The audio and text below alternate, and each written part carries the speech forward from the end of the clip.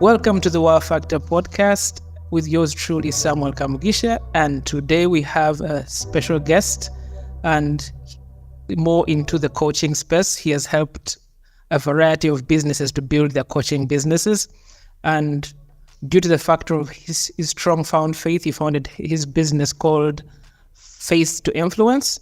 And he has managed to help a variety of Christian and non-Christian coaches in the process of optimizing their business processes, business models, the pricing, and their sales strategies in order to scale their income alongside driving impact. So we're going to have a conversation more into the keys to launching and managing a successful coaching venture. So none other than Justin, welcome to the podcast. Thanks so much for having me on, Samuel. I'm happy to be here. Pleasure. So how has been your week so far?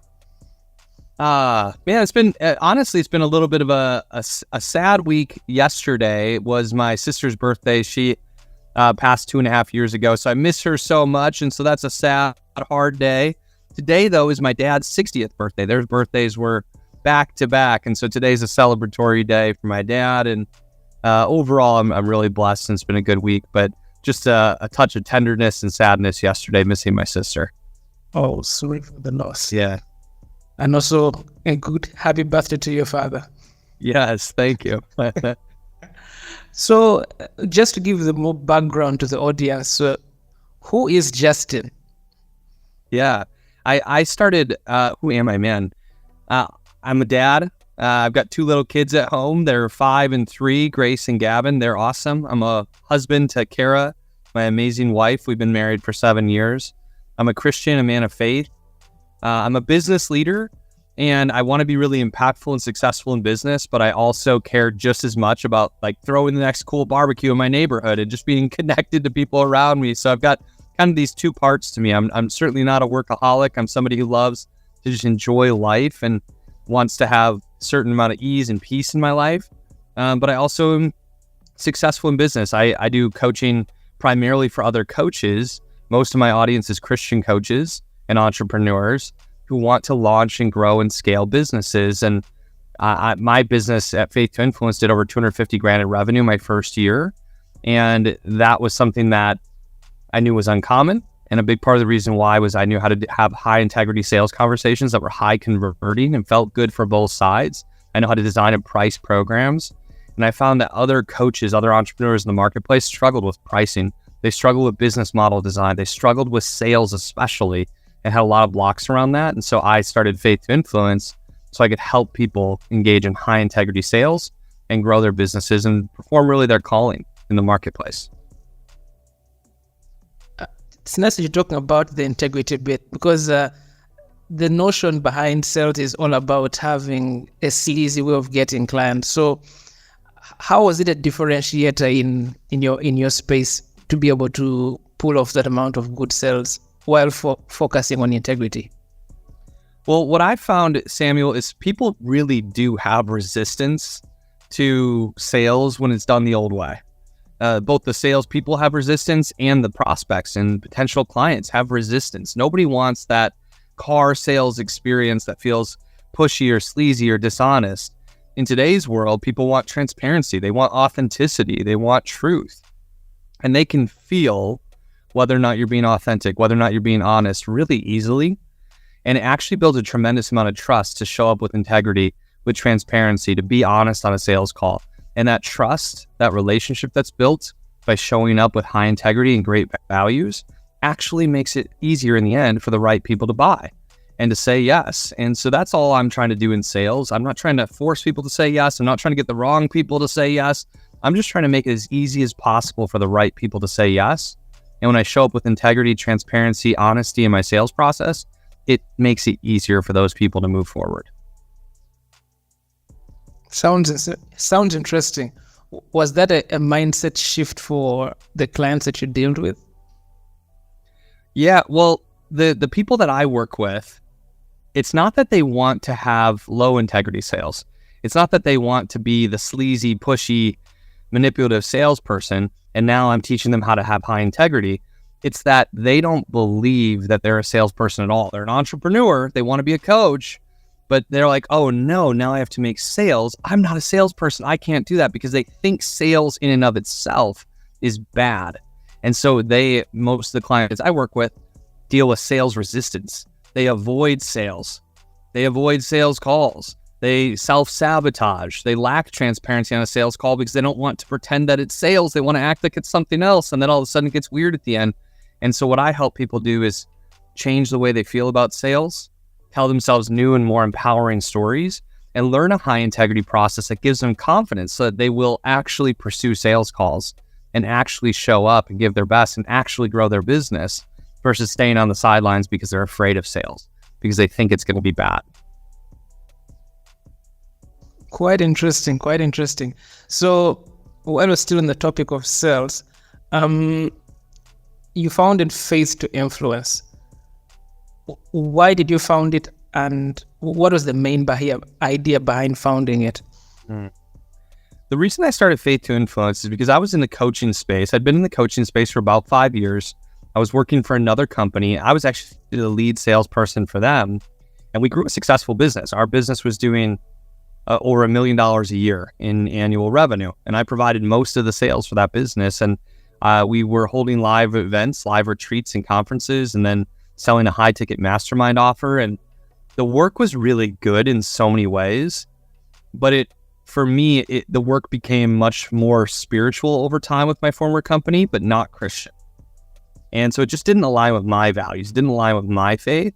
And that divide grew and grew and grew. And eventually I felt like I needed to create something that felt like it really honored my faith, and I could invite God into the space. And I felt like there was a void in the marketplace for Christian coaches in business that would, show up with that high integrity and values. And that's part of it too, is my former company wanted me to respond to objections or handle sales calls in a way that didn't feel like it was honorable to me.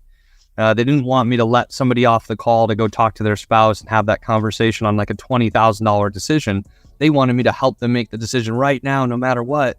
And that didn't align with my values. I believe I'm married, and I believe that if I was going to make a big decision about something in my marriage, I'd want to talk to my spouse too and share with her what I'm thinking and make sure that we're on the same page. Now, how I have that conversation is important, and there's value in considering that. However, I felt like it was okay for people to take a day to pray about it, to take a day to talk to their spouse, etc. And so I wanted to do things a little bit differently. And that was really where Faith to Influence came in. I wanted to bring my faith forward, and I wanted to do things in a way that felt like it was the most honest, most true, most high integrity way to me. So it would just feel good in my value system. And now, regarding like an objection, like I want to talk to my spouse, I simply believe in ending every single sales call with yes, no, or the next call booked. And so I'm fine with somebody getting off the call to pray on it, think on it, talk to a spouse, but only if we have the next call booked. So if somebody says, I'm like, awesome, how long do you need to talk to your spouse? Can you make a decision by tomorrow, or do you need until Friday? Okay, cool. Can we line up a 15-minute call where I can answer any lingering questions and we can decide whether or not to move forward together? I'm free at this time or this time on Friday. And I'm just lining up that next call so I have a decision point made. There's no awkward follow-up, and it's easy to help people move forward in that next conversation. But like little things like that were really one of the reasons I started Faith to Influence, was being able to implement those kinds of strategies. Quite interesting on the bit of building a business on the foundation of your faith. I would like to find out, what were the challenges that you faced while setting up Faith to Influence, and how did you solve those? Yeah. One of the biggest challenges when I started was honestly fear, anxiety, like wondering if I was good enough, if I could do this. And I know a lot of coaches, a lot of entrepreneurs, a lot of speakers go through that, wondering if they're good enough. For me, in my first few months, I was quitting my job. My wife and I had just had our first baby. She had left her job to stay at home for the first year of Grace's life. And so she was betting on me and my job. And on my third week back, my second day back after 3 weeks off for paternity leave, after Grace was born, that's when I was like, had this feeling like this call from God that I needed to quit my job and start this business. So that was pretty scary timing. And my wife and I talked about it. We prayed on it. We took a month to consider this, but I remember like tears and fear and anxiety. Like, was this the right decision? We both thought it was. But those first 3 months when I was wondering whether or not I was going to make it, I felt nervous. I was tossing and turning at night. I was scared. I didn't know if it was going to work out or not. My goal was just to make 60 grand my first year to prove that this was possible and that I could grow from there. I never imagined that I'd earn 250 grand in the first year. And I remember there was a point about a little over 2 months in where I was about to run my first retreat. I had a retreat with 8 people scheduled to come and visit and spend 3 days with us. And before the first day began, the day before the event, I was sitting in the event space. We booked a little Airbnb in Colorado Springs, and I was sitting in the event space in the middle of the room, looking at the couches, the chairs where people were going to be sitting the next day. And I started to imagine them looking back at me with disappointment on their faces. I started to imagine it going horribly wrong. And I felt so weak, so scared in that moment. I actually cried and thought, maybe I can't do this. Maybe this is too big for me. And what I had to realize is, maybe I couldn't, but God could do anything. If he called me to this, I needed to trust him. So for me, it was to surrender. It was to let go. It was to just have a mustard seed of faith and believe enough to move forward. And, the retreat went amazingly well. And by the end of that weekend, we'd booked over $100,000 in revenue from this in first 2.5 months in business. And so that was really exciting, and it became easier after that. There's still been ups and downs and challenges. Entrepreneurship isn't for the faint of heart. But, those first couple of months, just feeling some anxiety, some fear, some self-doubt, that was probably the hardest test. And I had to just believe enough to persist and move forward anyways. On the bit of anxiety, how did you best deal with that? For me, it was prayer. It was talking to my wife. It was it was that surrender, that feeling of like surrender, like I'm going to let go of this. Like, God, you can hold this. And I'm not sure if all of your listeners are faith-based or not, but there's a version of that people can do when they're not faith-based. It can be done in meditation, where you just close your eyes and take some deep breaths and just say, I'm letting go of this. Like, I'm going to trust. You could trust the universe if you're not going to trust God with it. But there's a certain degree of letting go. And for me, I had to let go to surrender that anxiety and say, like, it's not all on me. I'm just going to trust that this is going to work out. And I'm more prepared than I even realize. And I'm just going to take deep breaths and I'm going to let go and I'm going to surrender. And I'm not going to take it all on like I have to take on the world on my own. Wow. Now that you've been running the coaching business for a while, mm-hmm. What myths did you have at the back of your mind when starting the business? And how have you debunked those myths while running the coaching business now? That's a good question. What myths did I have? I mean, I guess one of them was I probably had an income ceiling for myself. Like I had this, I remember at my former company, I took a personality test, and one of the, it was called Wealth Dynamics. One of the personality traits that you could have was to be a star. And the leader of my former company, Ben, was a star. Next to the star is the supporter. I was a supporter on that personality test, which would suggest that I would be the right person to support a star, not be the star. And so maybe I had this myth or this concern, this fear, like, what if I can't be the star? What if I'm not the right person to speak and lead and be up front? And I think I had some self-judgment and things like that. So there was a myth around like people judging me, people thinking I wasn't good enough, whether or not like I was capable of being the leader or being the star of the business. There was a myth around that got busted. Like, and what I recognize for all coaches and entrepreneurs out there is there's an audience for every one of us. We can all find our tribe when we show up authentically. The fact that I maybe I am a little bit less dynamic than Ben and other like star leaders. But that also means that I probably have a little bit less ego. I probably have a little bit less flash. Maybe there's a little bit more substance and calm in the way that I lead and show up. And some people appreciate that. Some people want that. And so what I realized was I didn't need to try to be anybody else. I just needed to be me and trust that I would attract my audience. And so that was a big part of it.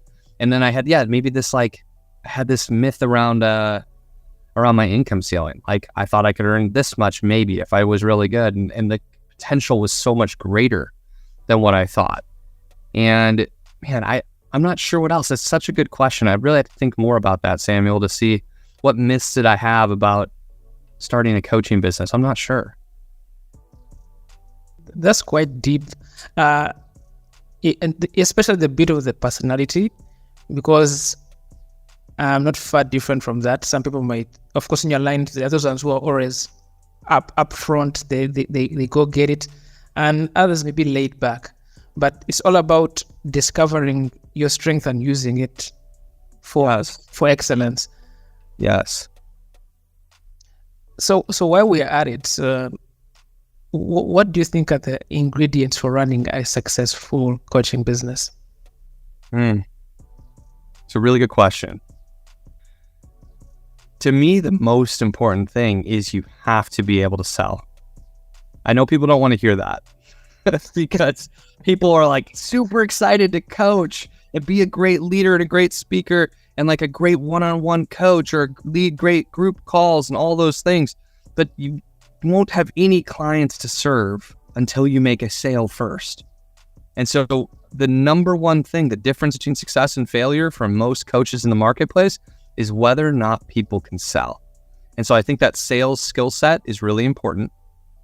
Now, beyond that, I think self-confidence is really helpful. Doesn't have to be perfect. You heard my story of a lot of self-doubt, but a mustard seed of faith, enough confidence to keep moving forward, which leads me to the idea of persistence. Being able to persist through adversity is really important. I believe authenticity is really important. And I think that you have to have and or develop a willingness to be seen and like allow yourself, have a little bit of self-love, a little bit of self-grace, a little bit of patience with yourself, because so many people want to be perfect. And so if they want to be perfect, they're not going to post a social media video. They're not going to market. They're not going to get on a sales call even oftentimes. If they're waiting to be perfect, they won't launch their program. They'll delay. And that perfectionism gets in the way of getting things done. And something that I was told early on, I think Ray Edwards is the one who said it to me first, was done is better than perfect. We have to be in action. And so if there's something else, it's that. So the willingness to accept B+ and to take action without having to be perfect.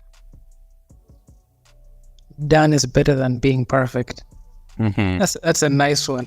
So we're going back to the question. So how do I sell if I'm a coach? Yeah. And there's so much to this, and the short version is to say, we need to first think about our mindset before a sales call. We call it the internal art of influence.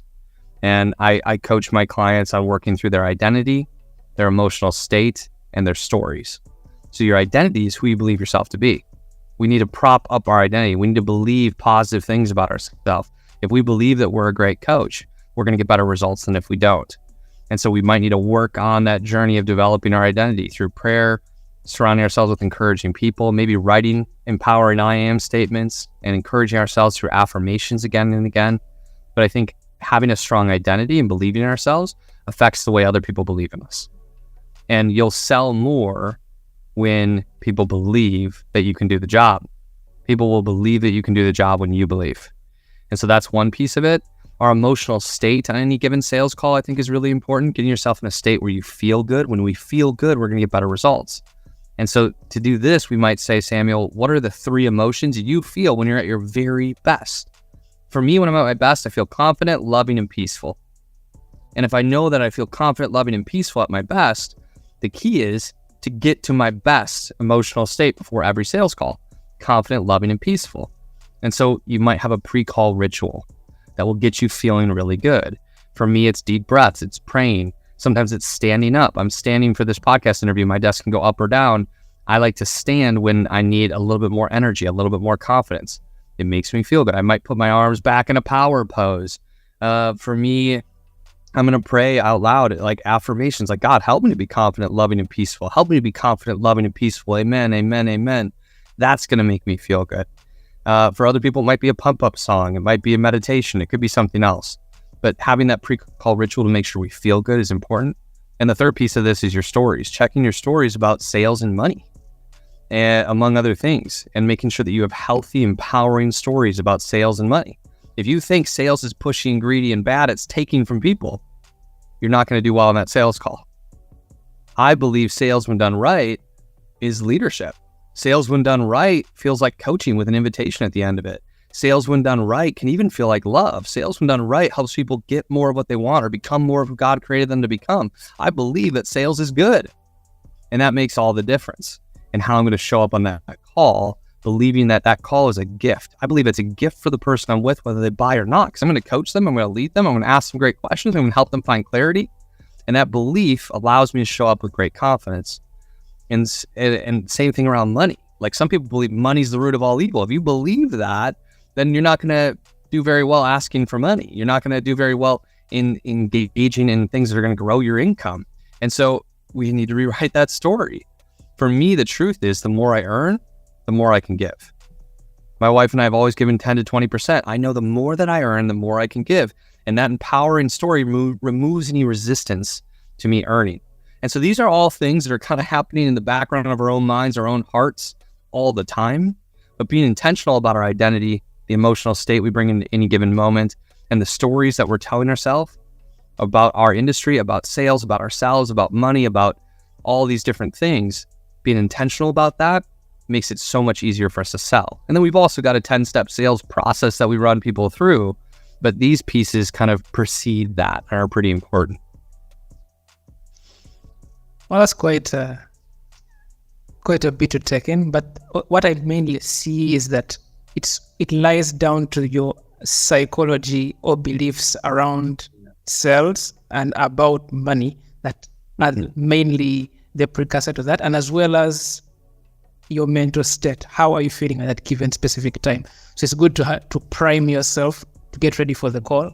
So it means if you're not really in the mood, you would rather not go on the call because you're not going to perform right that well. Mm-hmm.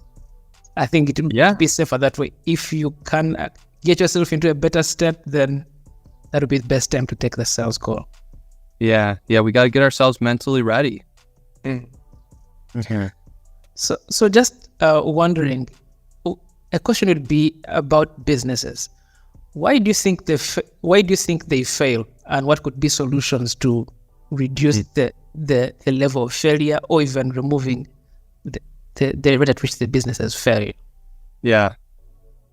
Okay. Key reasons businesses fail. I mean, the most common reason they fail is they don't bring in enough revenue, which means they don't make enough sales. It comes down to that over and over and over. Most people who want to start a coaching business or a service-based business in the marketplace, they are showing up to provide great value, and they've got a heart to serve. And they're not failing because they're not a good enough coach or leader, or they're not providing a great enough service to their clients. That's not the most common reason businesses fail.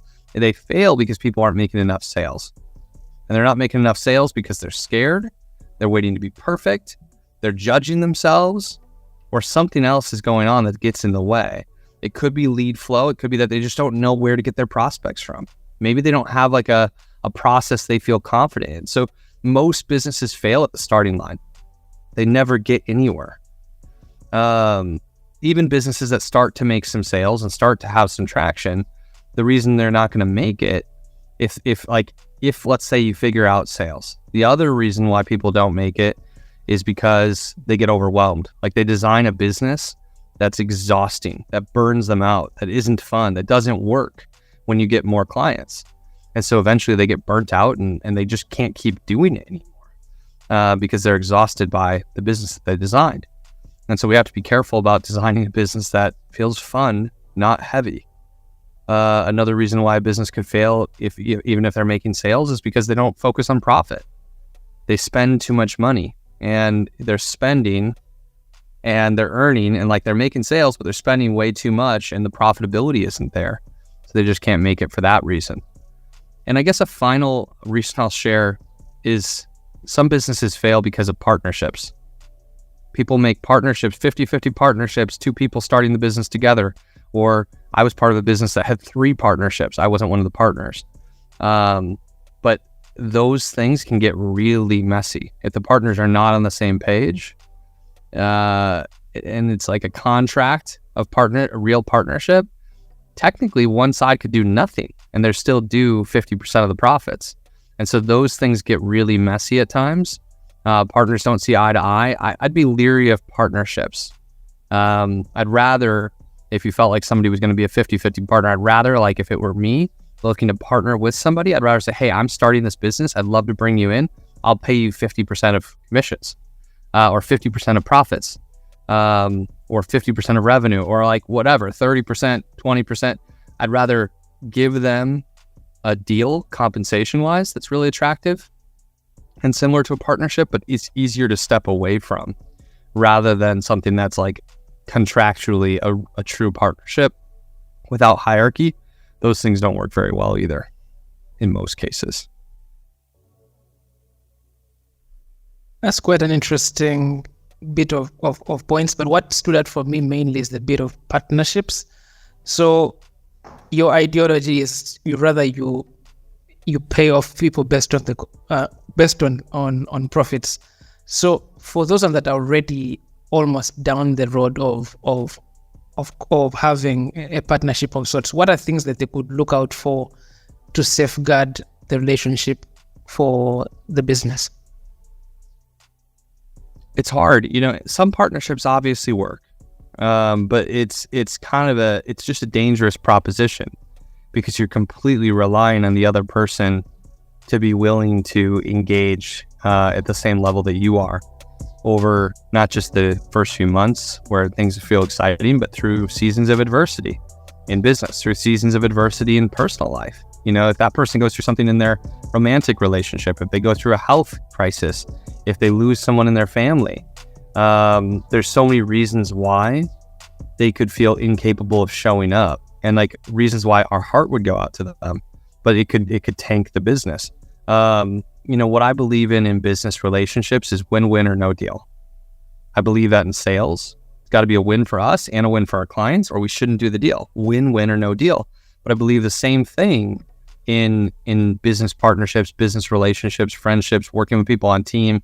Win-win or no deal.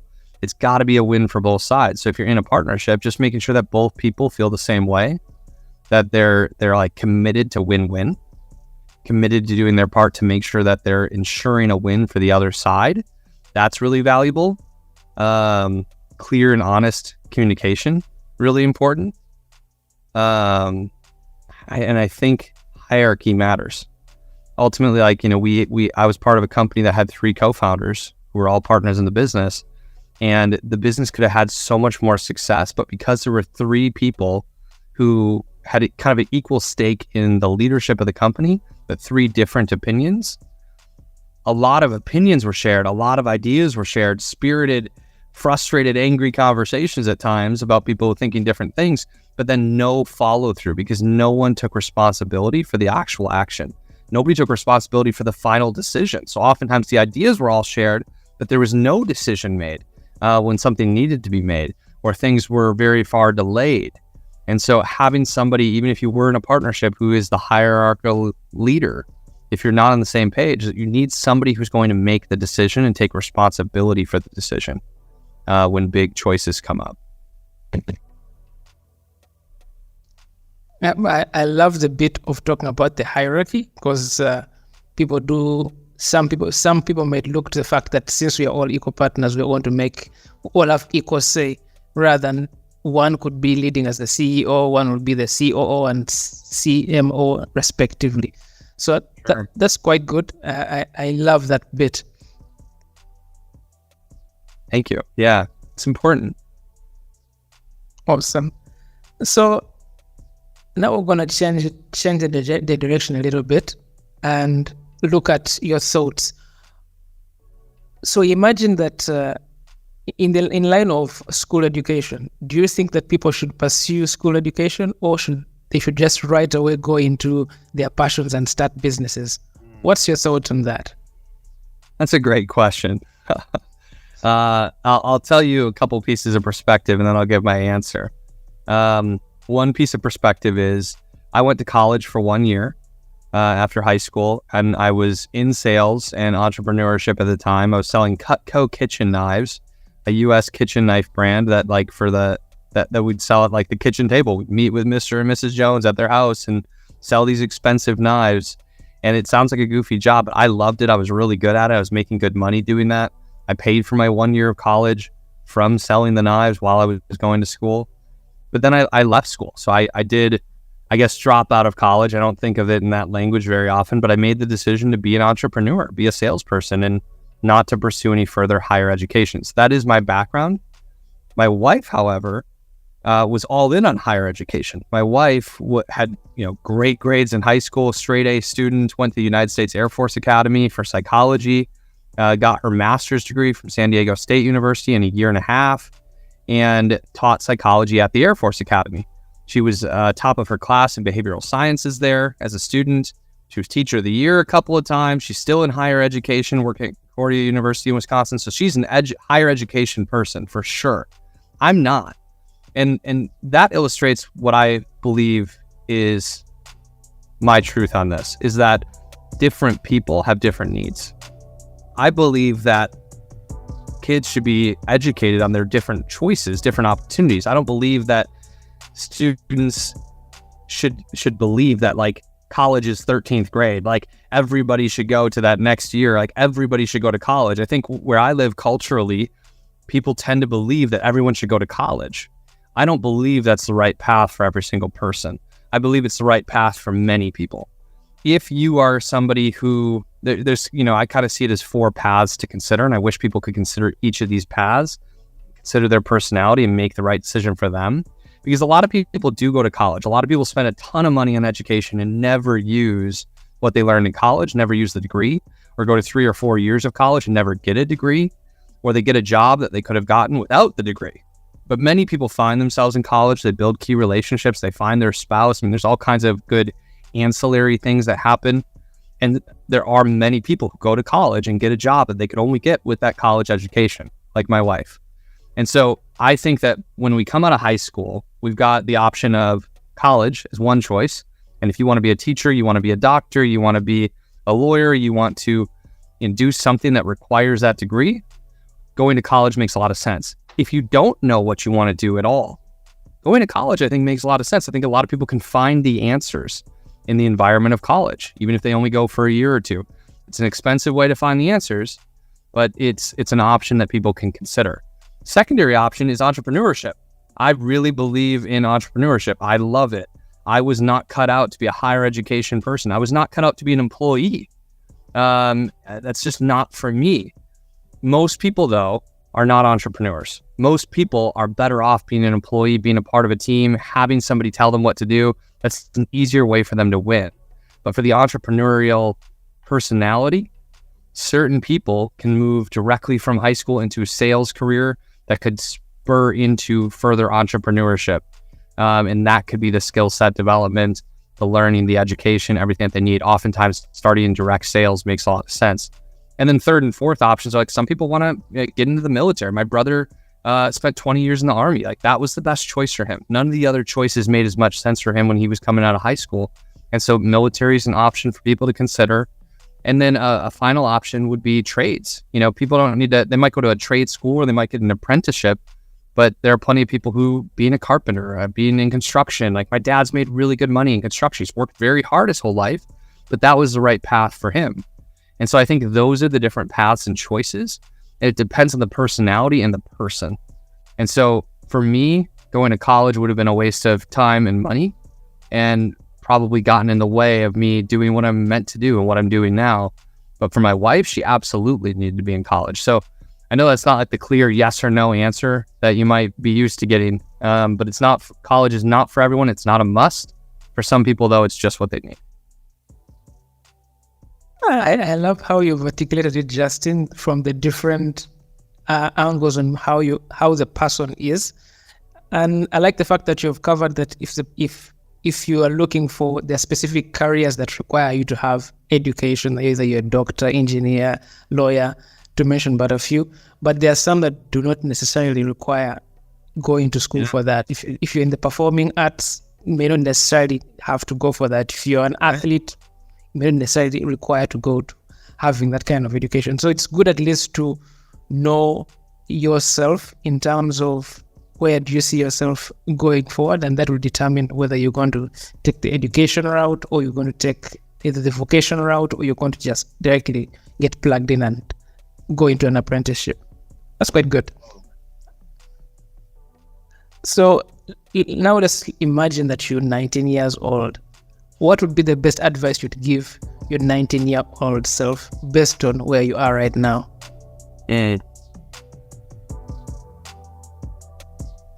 I mean, I would tell my 19-year-old self to do something that I got lucky and got to do anyways when I was 19, which is get into sales. Like, develop a sales skill set, develop a speaking skill set, develop relationships with good people.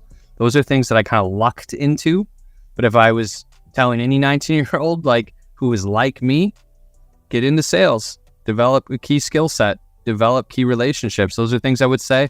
For myself specifically, like I would have loved to have been more confident at 19.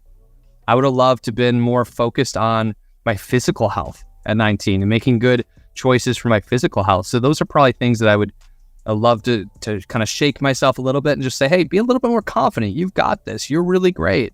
You can do it. And take care of your physical health. Take care of your mental health. You know, do things that are going to take care of your body. Exercise more. Put healthier food in your body. Get better sleep. Things like that I think are so important to us, you know, being productive and having a happy, fulfilling life.